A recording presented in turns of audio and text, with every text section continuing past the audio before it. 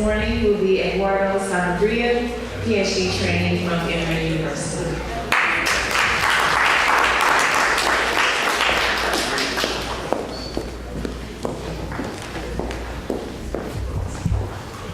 Good morning, everyone. My name is EduardoSanabria, and I'm a third-year graduate student in the Molecular Systems Pharmacology program at Emory University.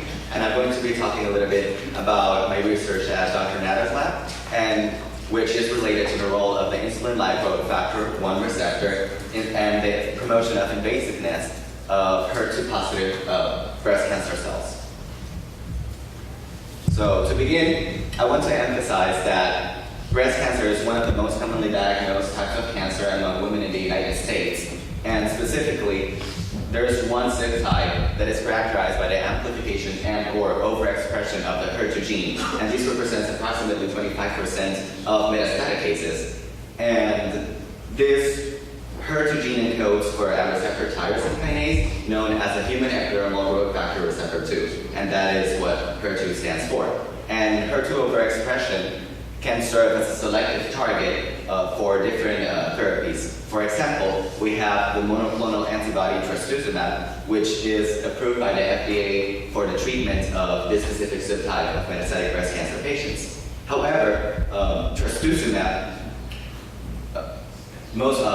some patients don't respond to initial treatment with trastuzumab, and those that initially respond, some of them develop resistance. Resistance to trastuzumab, when it happens, potentially develops within a year of treatment, and there are multiple potential mechanisms of the development of resistance to trastuzumab, and one of them is an increased expression and/or compensatory signaling through another receptor tyrosine kinase known as insulin-like growth factor receptor, or IGF-1R. And in the literature, we can find many studies that propose that there is a crosstalk from IGF-1R to HER2, and that this crosstalk results in the phosphorylation and activation of the HER2 receptor, even in the presence of trastuzumab, which is the FDA-approved treatment. Therefore, we have a rationale to believe that there is a role for IGF-1R in trastuzumab resistance. And that's why we want to determine the main biological effects that are mediated by this IGF-1R HER2 crosstalk, and the specific mechanism through which IGF-1R is promoting trastuzumab resistance, since we know a little bit about it, but we don't really understand the intricacies of this communication. And our hypothesis is that the IGF-1R HER2 crosstalk is promoting invasion of this HER2 overexpressing breast cancer cells through SRC, FAC, and FOXN1. First, I'm going to talk about SRC and FAC, and later about FOXN1.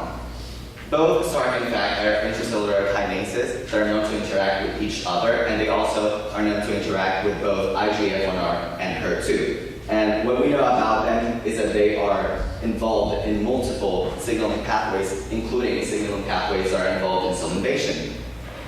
On the other hand, FOXN1 is a transcription factor, and we know that they are involved in multiple cell fates. One of them is promotion of cell invasion. And we also know that FOXN1 can be activated through HER2 signaling, and specifically through the MAP kinase signaling pathway.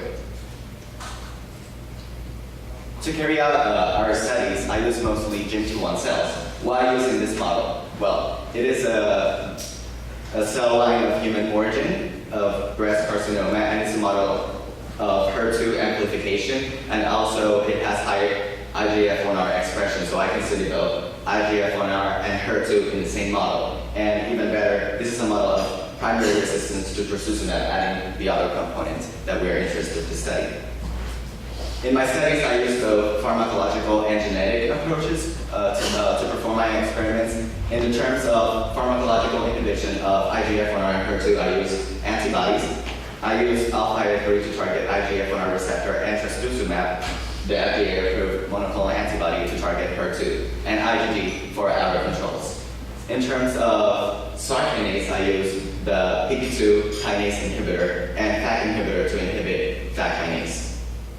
For the genetic tools, I use a pcDNA-based vector to transfect in our m2ts cells a constitutively active SRC to study the role of the activation of SRC in our m2ts cells, and siRNA technology to knock down the transcription factor of FOXN1 and study this other component, possible potential component of our proposed crosstalk. Since we want to study the crosstalk between IGF-1R and HER2, we use the approach of co-inhibiting both receptors at the same time to not only study the potential crosstalk, but also the other key players that might be having a role in this mechanism. And after co-inhibition, we were interested in looking at different phenotypical outcomes. For example, cell viability, cell invasion, and protein expression of GT1 cells. To study cell viability, I use a trypan blue exclusion assay. In this assay, we use trypan blue to stain non-viable cells, where whether viable cells remain unstained, and that way we can distinguish between cells that are viable and unviable cells. In terms of invasion, I use the voiding chamber invasion assay. In this assay, specifically, we allow the cells to invade across the matrixal membrane, and then we can stain the membranes and quantify the cells that were capable of invading. And for protein expression, I use Western blot.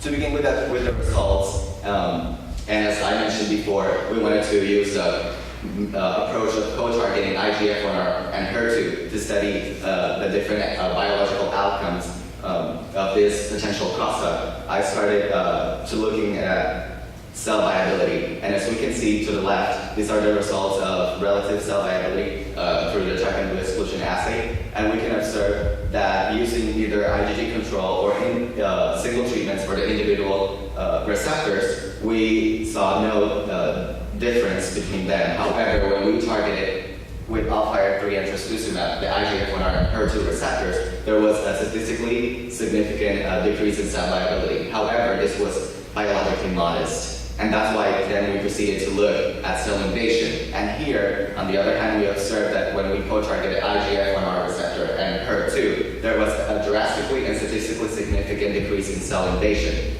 And these results are suggesting that through co-targeting both IGF-1R and HER2, we can observe a decrease in cell viability. But the main effect that we observe is a decrease in the invasive potential of GT1 cells.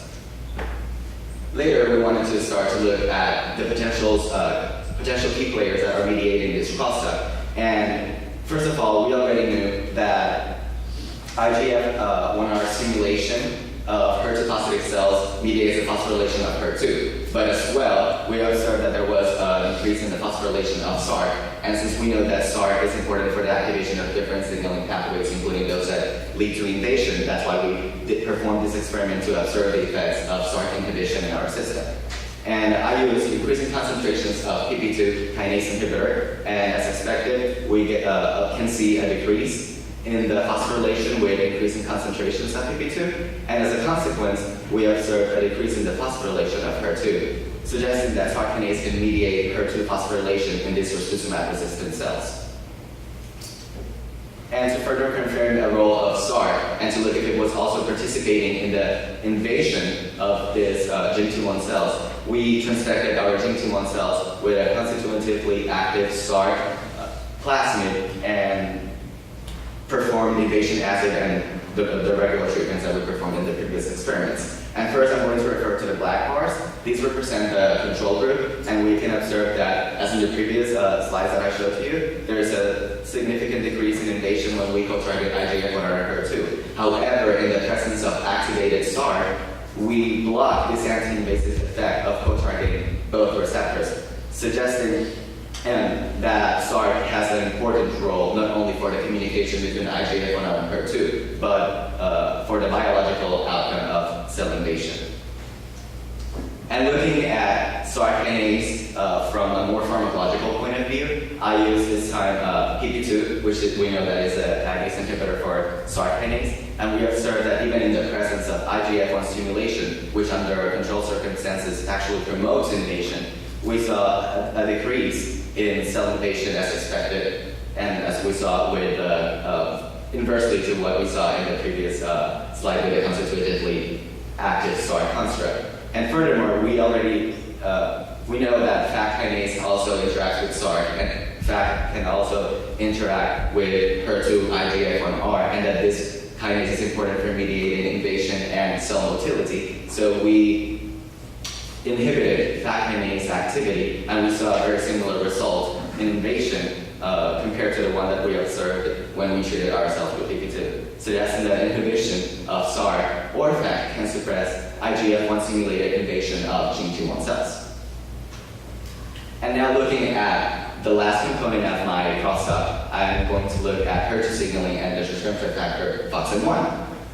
And first, I use lepatnib. Lepatnib is a tyrosine kinase inhibitor for the HER2 receptor. So trastuzumab targets the extracellular domain of HER2. However, lepatnib targets the intracellular kinase domain of HER2. And we observed that under inhibition of HER2 kinase activity, we were also able to observe a decrease in invasion even in the presence of IGF-1 stimulation.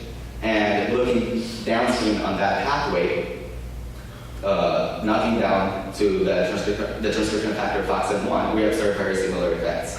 And this helped us to determine that HER2 and FOXN1 both can contribute to IGF-1 stimulated invasion of the GM1 cells, leading to our final model that proposes that the IGF-1R HER2 cluster can be mediated by Spark kinase through FAC leading to invasion, and individually can also HER2 signaling through FOXN1 transcription factor activation lead to cell invasion. In summary, cell invasion was a main biological effect that we observed was promoted by the IGF-1R HER2 cluster. Also, SARC, FAC, and HER2 FOXN1 signaling were contributing to cell invasion. In conclusion, we determined that IGF-1R signaling was able to increase the invasive potential of HER2 overexpressing breast cancer cells, both via SARC, FAC, and FOXN1 signaling.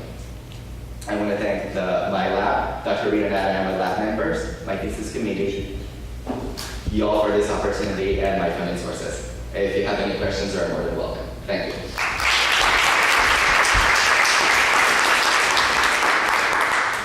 How prevalent is the primary resistance to lepatnib? Very interesting.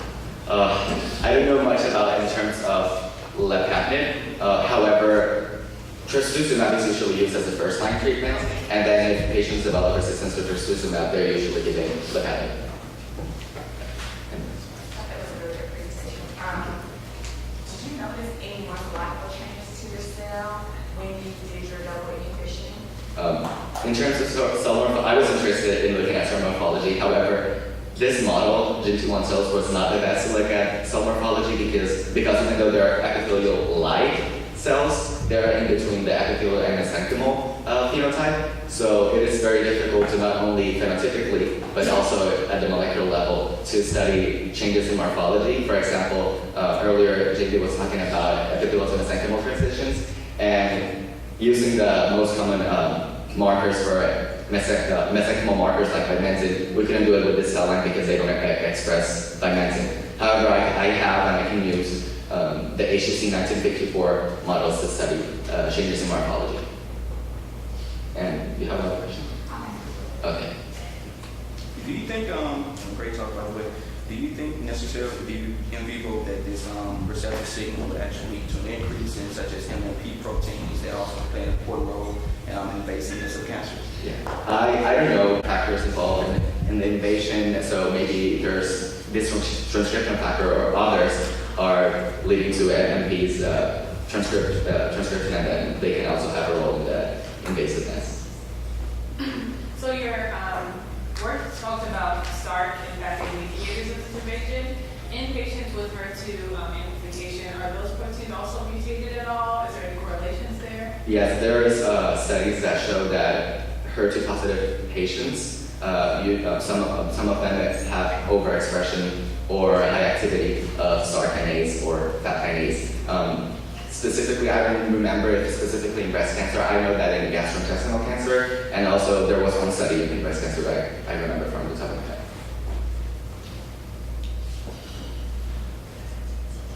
Okay, thank you.